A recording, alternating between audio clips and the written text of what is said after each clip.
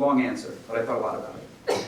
So you were talking about how you have like this lack of control and you want to jump around from business to business, yet you're viewed as one of the people with the most control and ability to say no.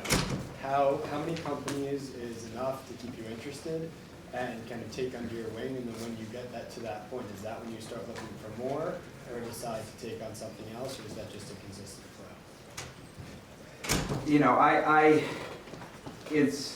the number is somewhere between 10 and 15 for me.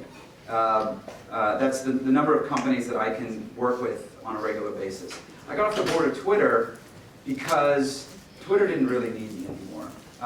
And I don't want to sit around and wear a board seat like a trophy.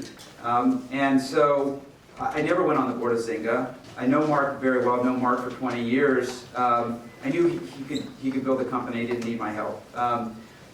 So I want to spend my time where I can make a difference and have an impact, and where it's useful. And when it's not useful, then I want to step away and move on and apply myself to other things. And for me, it's somewhere in the 10 to 15 range is what I can do. Real, meaningful mentoring, advising, coaching, supporting entrepreneurs the way that we want to do it at Union Square Ventures. And every single company that we invest in at Union Square Ventures gets that kind of love from us. I mean, I spent half my day yesterday on Halo, and I'm not even on the board of Halo, because they wanted to do some press stuff, and I had some relationships, and so we made it happen. And that's how we work at Union Square Ventures. So everybody chips in on each other's investments, and it's a very high touch. We're in this business at Union Square Ventures. We're not in this business. Yeah, I think we're going to take 2 more questions. 2 more questions? What schools do you see produce the top entrepreneurs? How does Penn and Wharton rank there? And what do you think the school could do differently, or could be different about the program to change that?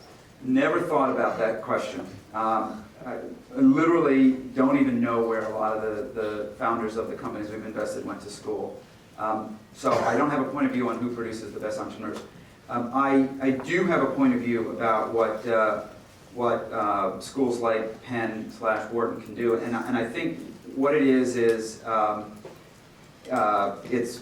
have a curriculum for this, and make it available to the entire university, so that students outside of the business school can avail themselves of this. Create connectivity between students at the med school and students at the engineering school and students at the business school, because I think my friend Stephen Johnson has this great book called Where Good Ideas Come From. If you haven't read it, I would strongly recommend you read it. He makes the argument that good ideas come out of collaboration between people who have different points of view, and then they come together and they can unlock some things. And so I think it's schools that have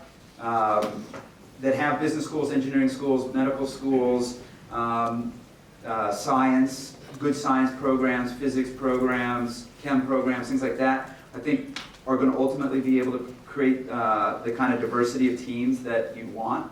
And I think that continue to invest in things like incubators and summer programs. Everything that Wharton is doing, I think they should do more of, and do it more broadly across the entire university.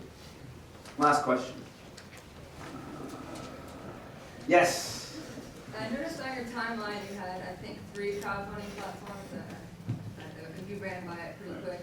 My question is, where does venture capital, what advantages do they offer over crowdfunding? I crowdfunded a business last year, it was brilliant. People sort of came to us out of the woodwork. And do you see a world where there could be B2B crowdfunding? Yes. I think crowdfunding is definitely here to stay. We have 3 debt crowdfunding companies. We have Lending Club, which is consumer finance here in the United States. We have Ox Money, which is, I don't know if we even announced Ox Money. Now we know. What? Now we know.